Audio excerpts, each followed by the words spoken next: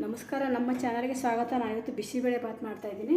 ನೈಟಲ್ಲಿ ಸ್ವಲ್ಪ ಅನ್ನ ಉಳಿದಿತ್ತು, ಜಾಸ್ತಿ ಆಗಿರೋದ್ರಿಂದ ಇದು ನೈಟಲ್ಲಿ ಅನ್ನ ಉಳಿದಿದ್ರೆ ಇನ್ನೂ ಚೆನ್ನಾಗಾಗುತ್ತೆ. ಬಿಸಿಬೇಳೆ ಬಾತ್ ಸಾಫ್ಟಾಗಿ ಬರುತ್ತೆ. ಸ್ವಲ್ಪ ಉಳಿದಿದೆ, ಅದನ್ನು ಹಾಕಿ ಮಾಡ್ತಾಯಿದ್ದೀನಿ ನಾನು. ಇವಾಗ ಇದು ಕುಕ್ಕರ್ ಕಾಯಿಸೋಕೆ ಇಟ್ಟಿದ್ದೀನಿ. ಇದಕ್ಕೆ ಸ್ವಲ್ಪ ಕಡಲೆ ಬೀಜ ಹಾಕೋತೀನಿ. ಇವಾಗ ಸ್ವಲ್ಪ ಹಸಿ ಕಡಲೆ ಬೀಜ ಒಂದು ಸ್ವಲ್ಪ ಹುರಿಯೋದಕ್ಕೆ ಮುಂಚೆ ಎತ್ತಿಟ್ಟಿರ್ತೀನಿ. ಸ್ವಲ್ಪ ಹಾಕೋಣ, ಹಸಿ ಹಾಕಿ ಚೆನ್ನಾಗಿರುತ್ತೆ. ಇವಾಗ ಸ್ವಲ್ಪ ಎಣ್ಣೆ ಹಾಕೋಣ. ಇದು ಚೆನ್ನಾಗಿ ಕಾಯಿಸಬೇಕು. ಕುಕ್ಕರು ಅಲ್ಯೂಮಿನಿಯಂ ಆಗಿರೋದ್ರಿಂದ ಸ್ವಲ್ಪ ಬೇಗ ಕಾಯಲ್ಲ. ನೋಡಿ, ಸ್ವಲ್ಪ ಎಣ್ಣೆ ಹಾಕೋತಾ ಇದ್ದೀನಿ ನಾನು. ನೀವು ಎಷ್ಟು ಮಾಡ್ತಿರ್ತೀರ ಆ ಒಂದು ಪ್ರಮಾಣಕ್ಕೆ ಎಣ್ಣೆ ಹಾಕ್ಕೊಳ್ಳಿ. ನಾವೊಂದು ಇಬ್ಬರಿಗೆ ಆಗೋಷ್ಟು ಮಾಡ್ತಾಯಿದ್ದೀನಿ. ಇವಾಗ ಇದಕ್ಕೆ ಒಂದು 2 ಪಲಾವ್ ಎಲೆ ಹಾಕ್ತಾಯಿದ್ದೀನಿ. ಮುರಿದ್ಬಿಟ್ಟು ಹಾಕಿದ್ದೀನಿ. ಒಂದು 1/4 ಟೇಬಲ್ ಸ್ಪೂನಷ್ಟು ಸಾಸಿವೆ, ಒಂದು 1/4 ಟೇಬಲ್ ಸ್ಪೂನಷ್ಟು ಜೀರಿಗೆ, ಅರಿಶಿಣದ ಪುಡಿ, ಒಂದು ಚಿಕ್ಕ ಅರಿಶಿಣದ ಪುಡಿ ಹಾಕೋಣ. ಒಂದು ಚಿಟಿಕೆ ಹಿಂಗೆ ಹಾಕೋಣ. ಹಿಂಗಿದ್ರೆ ಹಾಕ್ಕೊಳ್ಳಿ, ಇಲ್ಲಾಂದರೆ ಪರವಾಗಿಲ್ಲ, ಹಾಗೆ ಮಾಡ್ಕೋಬೋದು. ಸ್ವಲ್ಪ ಇದನ್ನೆಲ್ಲ ಈ ಥರ ಚೆನ್ನಾಗಿ ಫ್ರೈ ಆಗಲಿದ್ದು.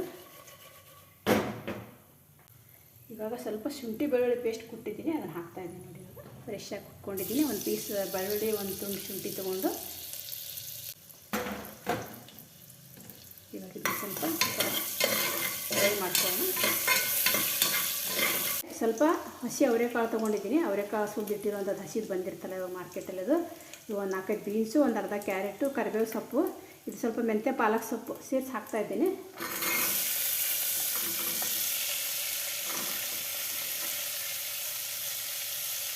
ಇದು ಅವರೆಕಾಳು ಬಿಸಿಬೇಳೆ ಬಾತ್ ಅಂತ ಹೇಳ್ಬೋದು ಇದಕ್ಕೆ. ಅವರೆಕಾಳು ಹಾಕಿರೋದ್ರಿಂದ ಇನ್ನು ಬಟಾಣಿ ಇದ್ದಾಗ ಬಟಾಣಿ ಹಾಕಿ ಮಾಡ್ಬೋದು. ತುಂಬ ಚೆನ್ನಾಗಿರುತ್ತೆ ಈ ಥರ ಎಲ್ಲ ಹಾಕಿ ಮಾಡೋದ್ರಿಂದ.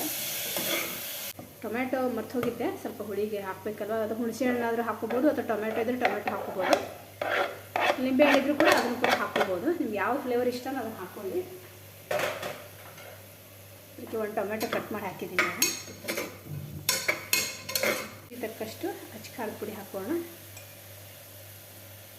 ಸಾಕು.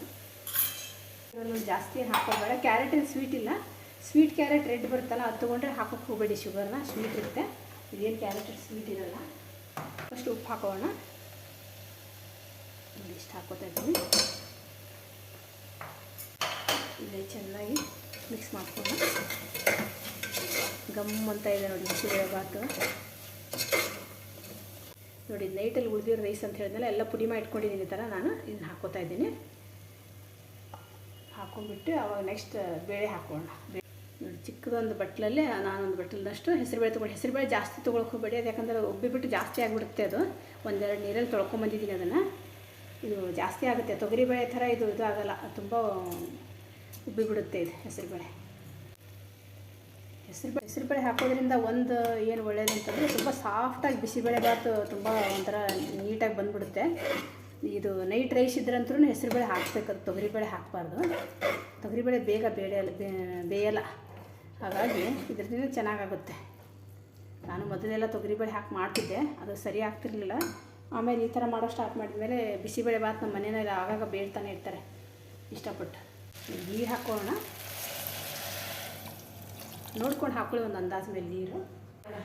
1ಕ್ಕೆ 3 ಅಥವಾ 4 ನೀರು ಹಾಕ್ಕೊಳ್ಳಿ. ಆಮೇಲೆ ಅದು ಉದುರಾಯಿತು ಅಂದರೆ ಬಿಸಿಬೇಳೆ ಬಾತ್ ಲಾಸ್ಟಲ್ಲಿ ಹೆಂಗೆ ಇದು ಮಾಡೋದು ಅದನ್ನು ಅಂತ ನಾನು ನಿಮ್ಗೆ ಆಮೇಲೆ ಲಾಸ್ಟ್ ತೋರಿಸ್ತೀನಿ. ಇಲ್ಲ ಉಪ್ಪುತ್ತೆ, ತುಂಬ ನೀರಾದರೂ ಉಪ್ಪುತ್ತೆ. ಎಲ್ಲ ಇದು ಎಣ್ಣೆ ಅಂಶ ಎಲ್ಲ ಹೊರಗಡೆ ಬಂದುಬಿಡುತ್ತೆ, ಚೆನ್ನಾಗಿ ಅನಿಸೋದಿಲ್ಲ. ಇನ್ನೊಂದು ಸ್ವಲ್ಪ ಹಾಕ್ತಾಯಿದ್ದೀನಿ ನೀರು. ಒಂದು ಅಂದಾಜು ಮೇಲೆ ನೋಡ್ಕೊಂಡು ಹಾಕ್ಕೊಳ್ಳಿ ಅಷ್ಟೇ. ನೀವು ರೈಸ್ ಹೆಂಗೆ ಮಾಡ್ತಿರ್ತೀರ ಅದೇ ರೀತಿ ಮಾಡ್ಕೊಳ್ಳಿ. ಸ್ವಲ್ಪ ತರಕಾರಿ ಹಾಕಿರೋದ್ರಿಂದ ಸ್ವಲ್ಪ ಎಕ್ಸ್ಟ್ರಾ ನೀರು ಹಾಕಬೇಕು. ಮುಚ್ಚಳ ಮುಚ್ಚಿ ಬೇಯಿಸ್ಕೋಣ. ಕುಕ್ಕರ್ ಆರಿದೆ.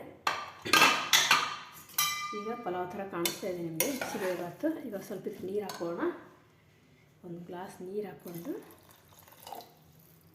ಮೆತ್ತಿ ಮಾಡ್ಕೊಳ್ಳೋ. 1 ನಿಮಿಷ ಸ್ಟವ್ ಹಚ್ಕೋತಾ ಇದ್ದೀನಿ. ಇವಾಗ ಇದನ್ನು ಚೆನ್ನಾಗಿ ಸಾಫ್ಟ್ ಮಾಡ್ಕೊಂಡ್ಬಿಡೋಣ. ನೋಡಿ, ಮಸ್ತ್ ಗಮ್ ಅಂತ ಇದೆ ಬಿಸಿಬೇಳೆ ಬಾತು. ಅವರೆಕಾಳು ಬಿಸಿಬೇಳೆ ಬಾತು ಮಸ್ತಾಗಿದೆ.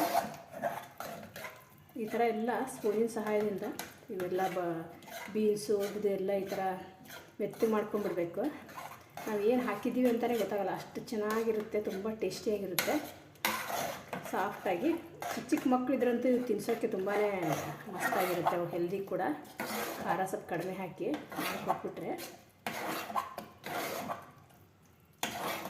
ನೋಡಿ. ಬಿಸಿಬೇಳೆಬಾತು, ಅವರೆಕಾಳು ಬಿಸಿಬೇಳೆಬಾತು ರೆಡಿಯಾಗಿದೆ. ಇಷ್ಟ ಆದರೆ ದಯವಿಟ್ಟು ಒಂದು ಸಬ್ಸ್ಕ್ರೈಬ್ ಮಾಡ್ಕೊಳ್ಳೋದನ್ನು ಮರಿಬೇಡಿ. ಈಗ ಆಫ್ ಮಾಡ್ತಾಯಿದ್ದೀನಿ ಸ್ಟವ್ ನಾನು. ಹಾಕ್ಕೊತಾ ಇದ್ದೀನಿ ಪ್ಲೇಟ್ಗೆ. ಇನ್ನೂ ಸ್ವಲ್ಪ ನಿಮಗೆ ಇನ್ನೂ ಸ್ವಲ್ಪ ಲೈಟಾಗಿ ಬೇಕು ಅಂದರೆ ಇನ್ನೂ ಸ್ವಲ್ಪ ನೀರು ಮಿಕ್ಸ್ ಮಾಡಿಕೊಂಡು ಮಾಡ್ಕೋಬೋದು. ಗಟ್ಟಿ ಬೇಕು ಅಂದರೆ ಇಷ್ಟು ಪರವಾಗಿಲ್ಲ. ತೀರಾ ಪಲಾವ್ ಥರ ಆದರೆ ಚೆನ್ನಾಗಿರಲ್ಲ, ಬಿಸಿಬೇಳೆಬಾತು ಅನಿಸೋದಿಲ್ಲ. ಗಟ್ಟಿಯಾಗಿರೋ ಒಂದು ಸ್ಪೂನ್ ತುಪ್ಪ ಹಾಕ್ಕೊಂಡು ಈ ಚಳಿಗಾಲದಲ್ಲಿ ತಿಂದರೆ ಹೊಟ್ಟೆನಲ್ಲಿರೋ ಚಳಿ ಎಲ್ಲ ಹಾಗೆ ಬಿಟ್ಕೊಂಡು ಹೋಗುತ್ತೆ ನೋಡಿ. ತುಪ್ಪ ಕೂಡ ಗಟ್ಟಿಯಾಗಿಬಿಟ್ಟಿದೆ ಅದಕ್ಕೆ, ಈ ಕೋಲ್ಡ್ ವೆದರಿಗೆ.